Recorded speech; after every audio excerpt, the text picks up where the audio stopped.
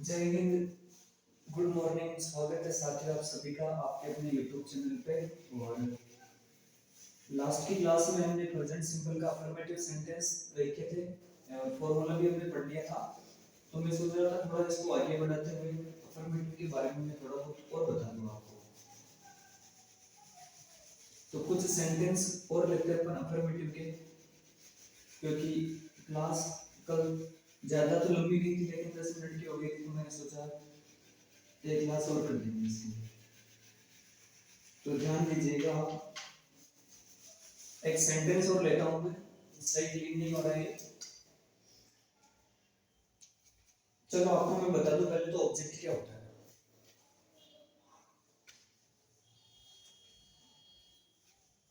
Object का जो हिंदी अर्थ होता है कर्म। क्या होता है? कर्म। कर्म होता है।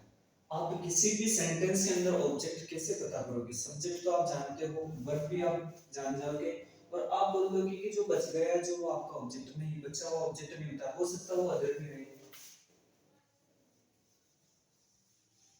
तो ऑब्जेक्ट क्या होता है, ठीक इसके बारे में अपन बात करेंगे। तो ऑब्जेक्ट का मैंने बता दिया हिंदी अर्थ होता है कर्म। और ऑब्जेक्ट को पता करने के लिए आप वर्ब से क्या और किससे का प्रश्न पूछोगे।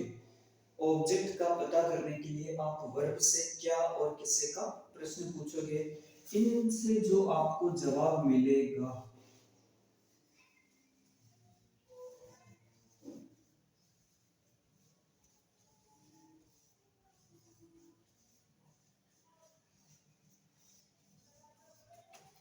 वर्ब से क्या और किससे का प्रश्न पूछने पे जो जवाब आपको मिलेगा वो आपका ऑब्जेक्ट कहलाएगा।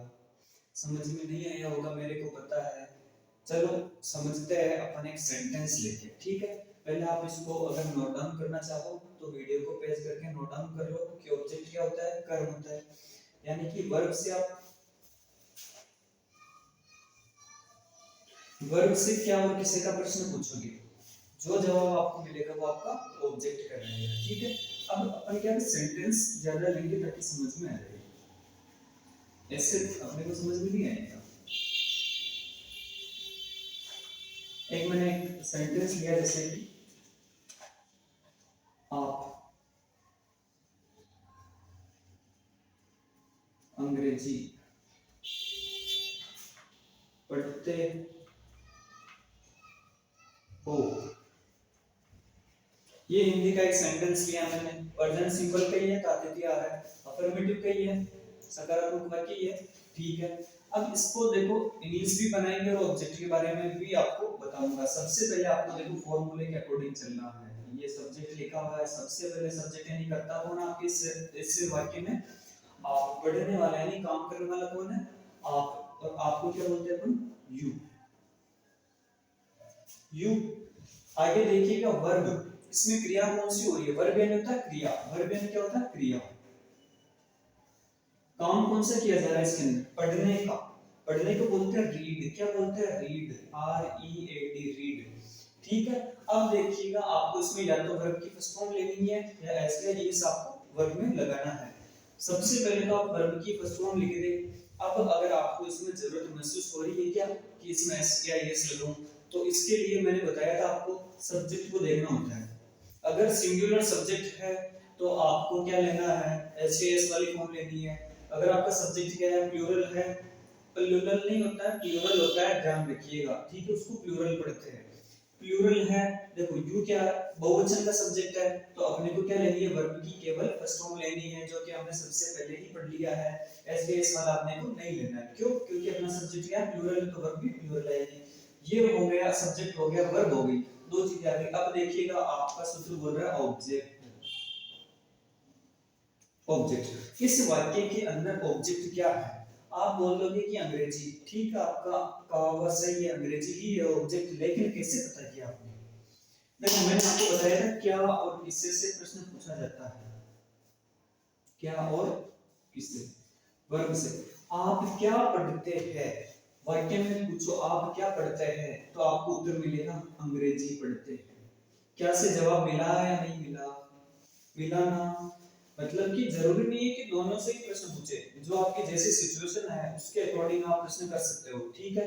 तो यहाँ पे क्या से आपने प्रश्न किया तो आपको जो जवाब मिल गया अंग्रेजी मिल गया, तो अंग्रेजी आपका क्या हो गया, ऑब्जेक्ट हो गया। तो ऑब्जेक्ट क्या लिखेंगे अपन, इंग्लिश। अगर मैटर कोई है ही नहीं है तो छोड़ दो, यहीं पे फुल स्टॉप लगा दो, यही आपका सेंटेंस कंप्लीट हो गया। सबसे पहले सब्जेक्ट लेना है, इस वाक्य में सब्जेक्ट यानी करता, काम करने वाला कौन है, आप है, आपको इंग्लिश में यू बोलते हैं। उसके बाद में वर्ब लेनी है आपको, क्रिया, क्रिया कौन सी हो रही है, पढ़ने की हो रही है, पढ़ने को बोलते हैं रीड। वर्ब की फर्स्ट फॉर्म या फिर उसमें एस लेना है, सबसे पहले तो आप फर्स्ट फॉर्म लिख दो। अब इसके अंदर आपको जरूरत महसूस होती है, अगर आपका सब्जेक्ट एक वचन का है, सिंगुलर सब्जेक्ट है, तो आपको एस लगाना है। अगर आपका सब्जेक्ट प्लूरल है, जैसे कि यहाँ पे यू प्लूरल है, तो आपको केवल उनकी फर्स्ट फॉर्म लेनी है। उसके बाद में ऑब्जेक्ट, ऑब्जेक्ट यानी वर्ब से क्या और किससे से प्रश्न पूछने पे जो जवाब आपको मिलेगा, आप क्या पढ़ते हैं, अंग्रेजी। जवाब क्या मिला, अंग्रेजी, तो जो जवाब मिला वो आपका ऑब्जेक्ट होगा, और ये इंग्लिश लिख दिया। अदर मीटर नहीं है तो फुल स्टॉप लगा दो, ये आपका सेंटेंस कंप्लीट होता है। अगले सेंटेंस की ओर चलते हैं।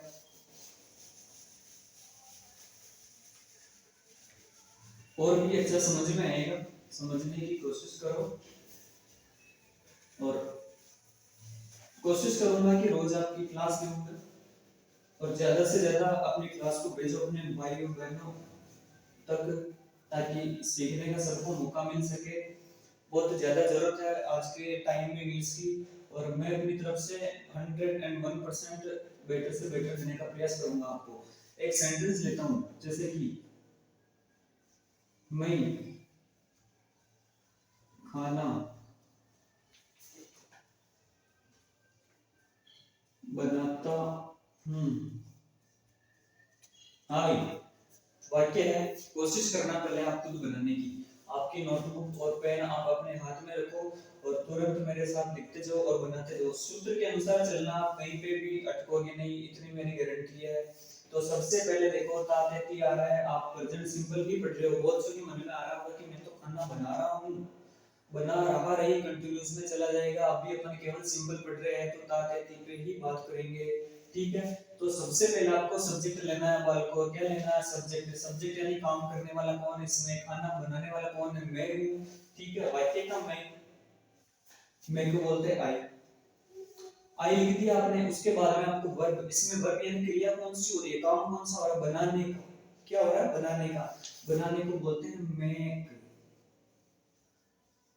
वर्ब की फर्स्ट फॉर्म ले लो, ले ली। अब देखो, इसमें एस या एस जोड़ना है क्या, तो मैंने बोला था आई जो होता है सिंगुलर और प्लूरल दोनों में यूज होता है। देखो आई के साथ में है ना, अगर वॉज वर्ब से यूज करना हो तो आपको वॉज लगाना है, इज एम आर में से अगर लगाना तो आपको एम लगाना है, और बाकी अगर कोई वर्ब मतलब वर्ब लगानी है ना, तो केवल वर्ब की फर्स्ट फॉर्म आएगी। क्या आएगी, वर्ब की फर्स्ट फॉर्म आएगी, यानी कि ये प्लूरल सब्जेक्ट यहाँ पे काउंट किया जाएगा एज ए प्लूरल सब्जेक्ट, ठीक है। तो यहाँ पे केवल आपको वर्ब की फर्स्ट फॉर्म ही लेनी है। क्या लेनी है, अगर आपको वॉज वर्ब में से लगाना है हेल्पिंग वर्ब, तो आपको वॉज लेनी है आई के साथ में। इज एम आर में से लगाना है तो एम लेना है, और केवल अगर वर्ब्स की बात की जाए तो केवल वर्ब की फर्स्ट फॉर्म लेनी है, तो अपन मेक का मेक ही लेंगे, मैक्स नहीं करेंगे, आई के साथ में मैक्स नहीं होगा, ठीक है। आपकी क्या हो गई है, वर्ब हो गई। उसके बाद में देखिएगा ऑब्जेक्ट, मैं क्या बनाता हूं, मैंने बोला था ऑब्जेक्ट का पता करने के लिए अपन क्या और किसी से प्रश्न पूछेंगे, वर्ब से। मैं क्या बनाता हूं, तो जो जवाब मिल रहा है मेरे को, जवाब क्या मिल रहा है, खाना मिल रहा है, तो मैं आई मेक फूड, खाना बनाता हूं, खाना जवाब मिला, तो ये खाना क्या हो गया आपका, ऑब्जेक्ट हो गया, और खाने को बोलते हैं फूड। आगे कोई इसमें नहीं है, अदर मैटर नहीं है, तो यहीं पे फुल स्टॉप कर दो, आई मेक फूड, ठीक है। आप इसी तरीके से रोज जितने आपके डे टू डे लाइफ में जितने भी काम होते हैं, आप उनके ऊपर इंग्लिश बना सकते हो। एक तरोताजा उदाहरण पेश करता हूं मैं आपके सामने। गांव में महिलाएं और पुरुष जो है सुबह उठते ही टॉयलेट आते, समझ रहे होंगे, गोबर उठाना, उसकी बात करेंगे। उसकी भी इंग्लिश सीखना आपको जरूरी है, ठीक है। तो वाक्य लिख रहा हूं, वह, गलत नहीं है भाई, ये आप आपका काम सब कर रहे हैं। गोबर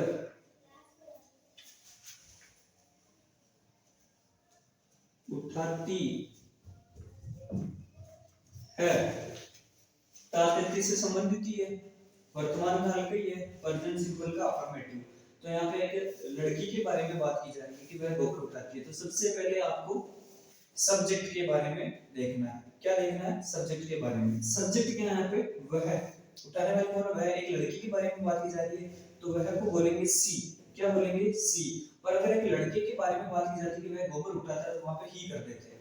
ये सब आप जानते हो, सी। अब देखो यहाँ पे वर्ब कौन सा है? उठाना। लेकिन जो मॉडर्न इंग्लिश है उसमें ये गोबर उठाना पूरी वर्ब होती है। क्या होती है?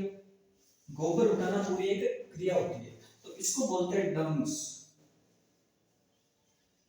लेकिन डंग यानी होता है गोबर उठाना।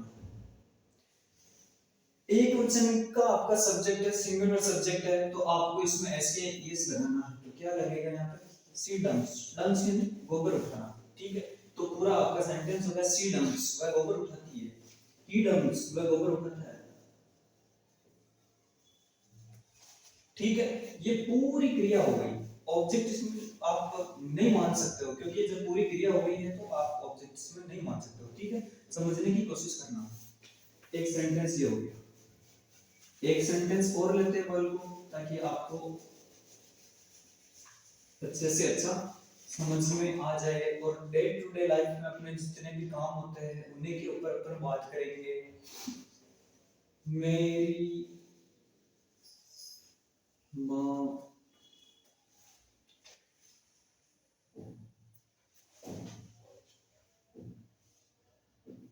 सुबह चाय बनाती है।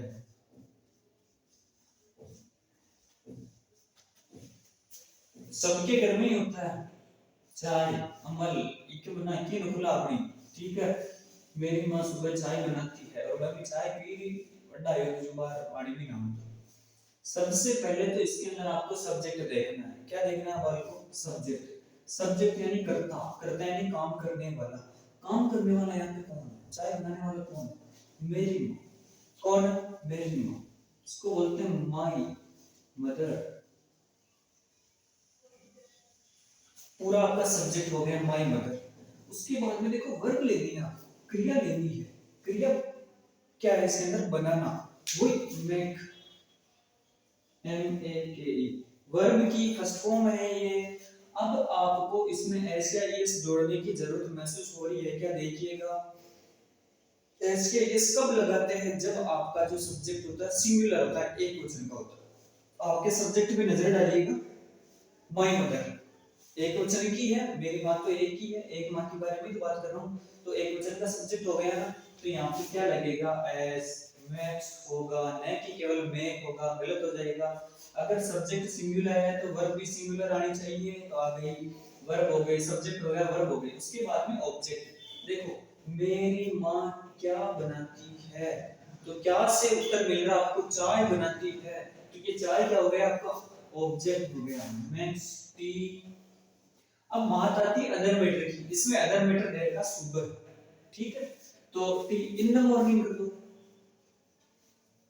इन द मॉर्निंग आया समझ में? बाल को एक बार फिर से देख लो।